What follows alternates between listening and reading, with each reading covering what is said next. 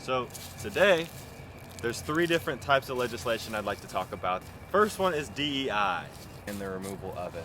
My name is Matthew Zimmerman. I was a student at UNCA. Over the summer, a lot of crazy stuff was happening. They fired our dean, and You want to tell us about that?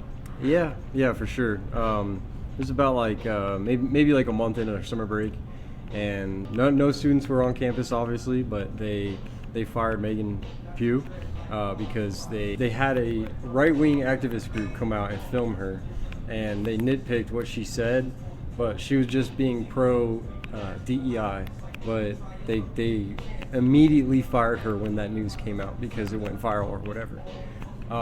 A week after that, they sent a bunch of our transgender students emails that said that they had to change their housing because of their preferred gendered housing.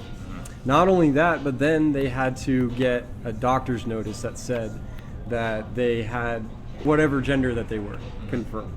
So it's like it's a not only was that a humiliating process for a lot of our students, but recently they're saying that tuition's down, right? They're wondering why is tuition down? What could it possibly be? Which is interesting because this was a system that was put into place for our liberal arts students. Now this means gender, race, sexuality, all these buzzwords that are used to talk about America's history, the stuff that typically isn't talked about in high school, middle school education, and mainly just public school.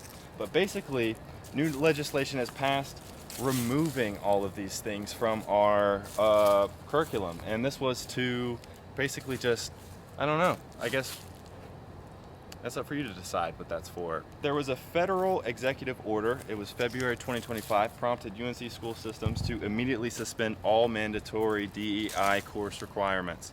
This meant that North Carolina legislator then took a step further by adding to the bill. It's called Senate Bill 558, and it was to put no more divisive concepts.